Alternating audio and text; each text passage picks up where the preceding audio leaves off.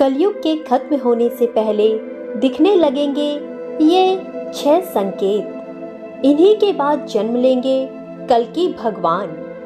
श्रीमद् भागवत में कलयुग के जो लक्षण बताए गए हैं वो वर्तमान में दुनिया के कई देशों में एक कल्चर के रूप में देखे जा रहे हैं, जैसे अपवित्रता और भौतिकवाद। अन्य धर्मों में भी दुनिया के अंत को लेकर भविष्यवाणियां की गई है।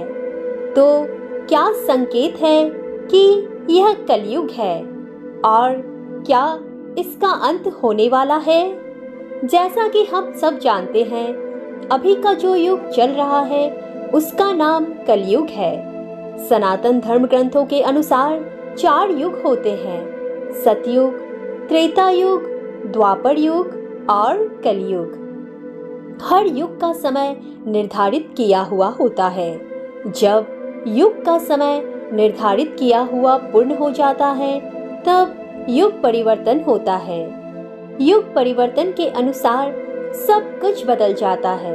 युग की आयु, इंसानों की आयु एवं उनके विकास एवं सभी जीव जंतु युग के अनुसार बदल जाते हैं।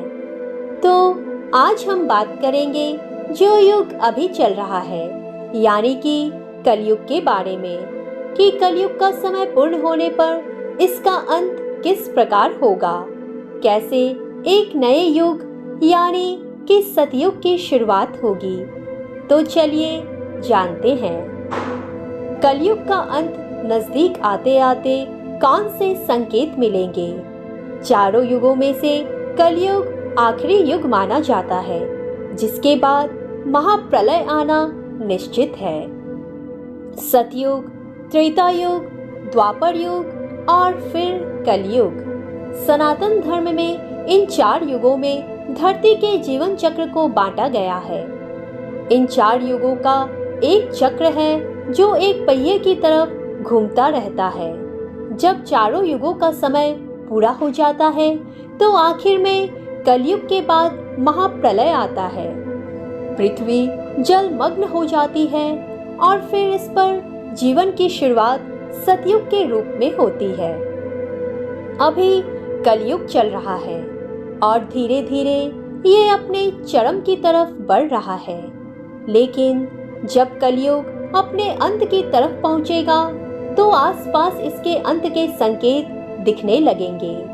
आइए जानते हैं उन 6 मुख्य संकेतों के बारे में जो कलयुग के खत्म होने का इशारा करते हैं। आध्यात्मिक स्थिति। जब कलयुग का अंत नजदीक होगा तो किसी व्यक्ति की आध्यात्मिक स्थिति केवल बाहरी प्रतीकों के अनुसार निर्धारित की जाएगी, यानी जो दिखेगा आध्यात्मिक उसी को आध्यात्मिक मान लिया जाएगा। दिखावे की दुनिया तेजी से अपने पैर जमाने लगेगी और जो लोग कम पैसा कमा रहे होंगे उन्हें दुनिया बुरी नजर से देखेगी। शब्दों के जादूगर को विद्वान मानकर पूजा जाने लगेगा। धन से व्यक्ति की कीमत का आंकलन होगा। यदि किसी व्यक्ति के पास पैसा नहीं है तो उसे अपवित्र माना जाएगा और पाखंड को गुण के रूप में स्वीकार किया जाएगा। विवाह केवल मौखिक समझौते से तय किया जाएगा और एक व्यक्ति सोचेगा कि यदि उसने केवल स्नान किया है तो वह सार्वजनिक रूप से सामने आने के लिए उपयुक्त है, यानी नग्नता चारों तरफ फैली होगी। पवित्र स्थानों की बेकर्दी होगी। एक पवित्र स्थान को दूरी पर स्थित पानी के जलाशय से अधिक नहीं माना जाएगा और सुंदरता का पैमान किसी व्यक्ति का हेयर स्टाइल हो जाएगा। धर्म को ओल्ड फैशन बताकर उसकी अवहेलना की जाएगी। पैसे वाले व्यक्ति का होगा दुनिया पर राज। दुनिया लोगों से इस कदर भर जाएगी कि चारों तरफ लोग ही लोग होंगे। ऐसे में जो भी व्यक्ति धनवान होगा उसे दुनिया अपना लीडर बना लेगी। किसी भी पद का ज्ञान से कोई संबंध नहीं होगा। खाने के लिए भोजन नहीं होगा। कलयुग के अंत तक इतनी अकाल और महामारी आ चुकी होगी कि लोगों के पास कुछ नहीं बचेगा। वह पेड़ के पत्ते, मांस, जंगली फल फूल और बीज खाने लगेंगे। सूखे की मार के कारण बहुत कम जगह ही पीने लायक पानी बचेगा। वेद हो जाएंगे धुंधले। कलयुग खत्म होने तक मनुष्यों का आकार बहुत छोटा हो जाएगा। मानव समाज वेदों और उसके बताए मार्ग को पूरी तरह से भूल चुके होंगे। धर्म का अस्तित्व लगभग खत्म हो जाएगा। आखिर में जब धरती मनुष्य के कुकर्मों के बोझ तले दब जाएगी, जब चारों तरफ अधर्म का साम्राज्य बढ़ जाएगा और लोग भूख से तड़प तड़प के मरने लग जाएंगे, तब पुराणों के अनुसार भगवान विष्णु के 10वें अवतार भगवान कल्कि का जन्म होगा। तो भगवान विष्णु के अवतार भगवान कल्कि समस्त संसार से मात्र 3 दिनों में ही पापियों का सर्वनाश करके पुनः धर्म की स्थापना करेंगे।